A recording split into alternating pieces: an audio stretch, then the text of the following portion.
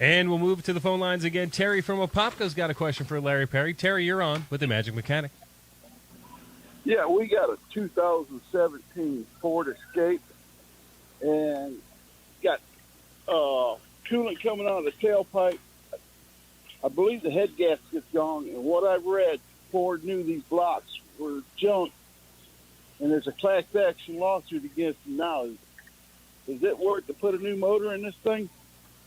You know, I'd pull the head on it, and just to see. And you're right. Is this a turbocharged one, or is it just what engine is in it? It's the 2.0 EcoBoost. Okay, yeah. Common. We see these all the time. It's kind of like this. Me personally, I'd pull the head on it. I'd send it out to our machine shop and let them check it. I don't like the head bolts they use on these. They're not strong enough to really keep you much clamping force on it. I wonder if they make some ARP studs for this thing instead of using the head bolts. If they do, that'd probably cure this whole entire problem. You know, those are metal head gaskets that are on that car.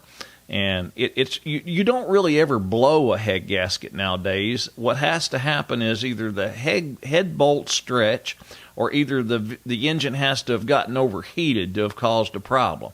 And then all of a sudden you start missing coolant, and coolant getting into a cylinder. But a person could probably go and pull the head, have it resurfaced, and go back with some new head bolts and an updated head gasket. They do make an updated head gasket for that application, and put it back together. It gets you going again. And then as that class action suit goes on, Terry, you probably be able to go back and file a claim and get some compensation. Who knows down the road? But at least get your car back on the road. I mean, what are you going to do? Hire an attorney and pay them $10,000 to $15,000 to open up a case that might take 5 years to settle? So your best bet's yank the head on it. We'd be more than glad to do it if you need us to. We pull the head on a thing, send it out to our machine shop, let them tell us what needs to be done with it, and put it back together, and at least get it on the road so you can drive it. Other than that, like I said, there'll be class action suits on this problem because it's so prevalent. But in your particular case, you're better off just to throw some money at it, get it fixed so you can get it back on the road, and at least you got transportation. Terry, let us know if you need our help. And I appreciate your call, and we wish you a Merry Christmas. I ain't got a whole lot of time to spend with Lori here. Lori, I'm just going to go ahead and tell you, as far as a new break-in on a new car, the thing of it is, there's really not. The most important thing that I can tell you to do, you drive it the way you drive it. You don't have to drive it any easier or any harder or anything like that. A lot of that stuff is just, it's just bad information. It may have been something that needed to be done back in the 50s, but not nowadays. The most important thing to remember is once you put 3,000 to 5,000 miles on it, if my opinion is to definitely switch what you've got in the engine out. Get rid of the factory oil and go back with AMSOIL.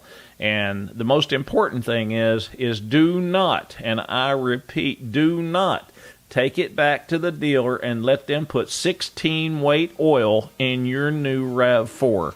Unless you just don't want it after 100,000 miles, because you'll be lucky to get 100,000 miles out of it if you use that dealer 16 weight oil. That's ridiculous. Absolutely. Do not use that. You want to use a 0W30 AMSOIL in that, and that'll keep that engine together as long as you want the vehicle.